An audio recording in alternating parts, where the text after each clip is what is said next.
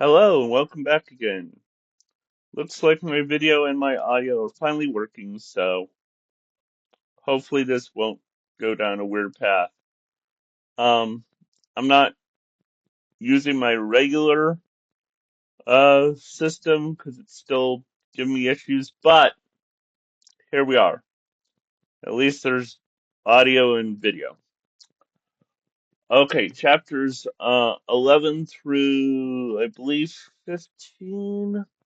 Um, will not go too long today. The next chapter will be a big, huge thing. I want to focus on that. So that'll be mostly, I believe, Matthias with the sparrows. So, and that whole dynamic and the tension between uh, that whole thing. But I'm mostly here to talk about two basic dynamics because all we have here really is Matthias um, finding the sparrows and their home in the attic, and um, Chickenhound getting to the Abbey and letting him know that yes, Cluny is actually planning to tunnel underground. And beyond that, there's really not much else going on. Um, Again, we have more Methuselah's very charismatic character, willing to kind of poke the bear a little bit, or poke the sparrow in this case. But beyond that, there's really not too much more. I like also the comment uh, Basil makes about Constance after her battle with Redtooth, where basically shows once again the the ability of Badgers to basically endure anything. He basically says even I, as Basil's stag hare, wouldn't have been able to put up with this, but you just take it. So again, showing Badgers at their strongest. Um, but the two things that I really want to touch on are going to be the Matthias Warbeak dynamic and Chickenhound. I'm trying to decide which one do I want to go first. I think I'm going to start with Matthias and Warbeak only because that's pretty. Um, it's good, but it's pretty easy to understand. I want to end with the more difficult uh, situation. Uh, but with Matthias and Warbeak, I love it. I love this dynamic. It's one of the best early dynamics in the series in terms of friendships. And we've had some good ones so far, like with Matthias and Methuselah is of course really good. We have Basil and Ambrose. But in some sense, in terms of a dynamic between relations of characters, Matthias and Warbeak is kind of like one of the very first, like iconic, truly iconic friendships in the series, and it's really good. I like how we slowly develop this idea of how not so different they really are. That they both have a ferocity to them in terms of their very go get nature. Like Matthias is actually not that different from Warbeak in terms of just being like that kind of like tough personality, and but they're also able to have lightness and enjoy life. The stained glass window scene is really just a little. It's a little snippet, but it's a good little snippet of kind of like them jumping between the colors, and that's always just a fun image that I like. Um, and we see that Warbeak is more than her warrior side, where she just is willing to um, help Matthias actually to be a genuine new friend, and she slowly begins to see the kindness of mice, and that Matthias is just doing the same thing, right? Trying to preserve what he wants in his species, and right, they're all just trying to benefit for their own communities. Basically, they're in the same dynamic almost, where they are potential leaders of their community. And we're going to see that especially with Warbeak in the big next coming chapters. Of course, Matthias is already going through that, but we're going to see Warbeak really coming to our own in the next couple chapters. And so we begin to see that there's more to Warbeak than her ferocity. Um, I love the way she helps Matthias with the door, and that she does save his life. So that's an important thing, that she talks also kind of a big game, but there's a real uh in this world there's a real character behind it. Um uh so yeah, I really like all that dynamic. It's really fun and sweet, and you just love that way she talks, and the promise she makes to Matthias on her mother's egg. It's really kind of sweet, and you really get it. And it's really good because you get Brian Jakes's love a bit of language, and like how there's kind of like a like there's it's just a different way of speaking, but a lot of the same kind of ideas and colloquialisms are there within sparrow culture. I really like all that. Very sweet, very fun. Um, so yeah, and that's gonna really lead somewhere and move beyond um, the typical kind of uh, uh, relationships we've seen so far in building a real dynamic. And they're gonna really help each other out. And it'll be kind of the one of the first, I think, true obstacles in the series. So far, we've kind of run into kind of like side quests, and there's things that are still kind of building, but we're going to reach into the first real obstacle that Matthias has to overcome as a character, and we'll also test Warbeak. So I like all that. So the other thing is Chickenhound. Um, And the reason I want to talk about Chickenhound here is because there's a line in this set of chapters that always kind of struck me.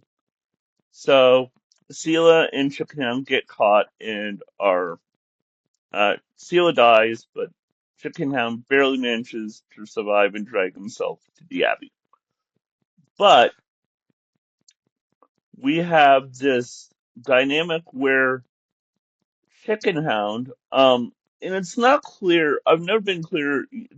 He's young, but it's very clear to me that Chickenhound is like probably mid-teenager, maybe early 20s, in terms of like human years,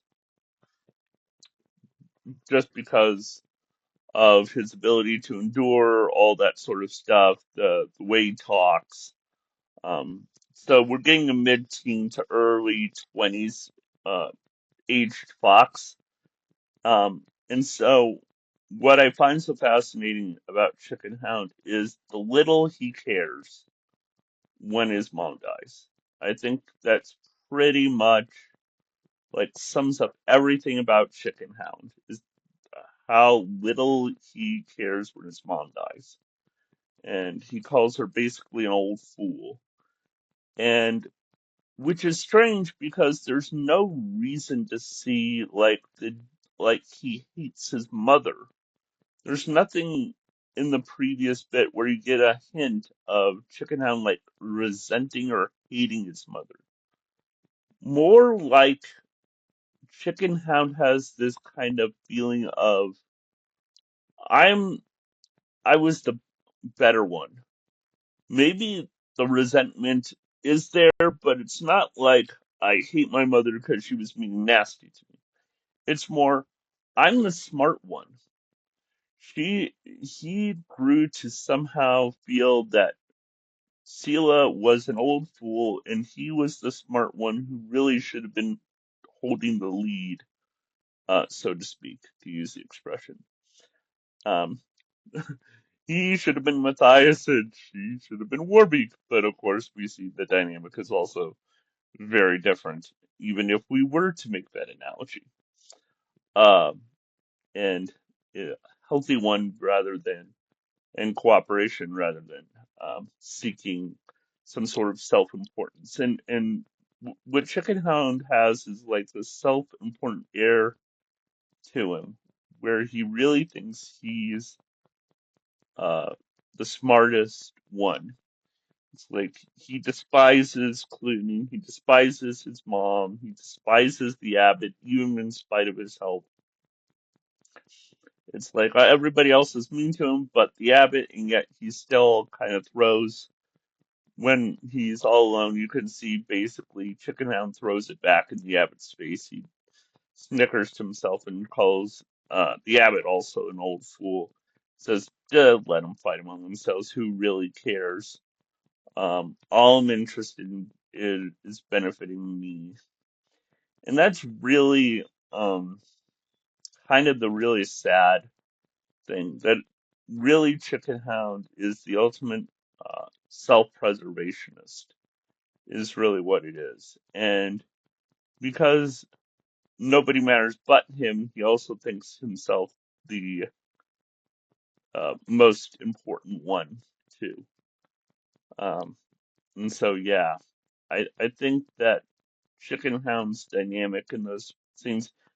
But but then we also have that weird bit where he's being cared for by the abbot, and he's like, "Why are you helping me? I haven't even told you the plans." And then Chickenhound blurts out the plans.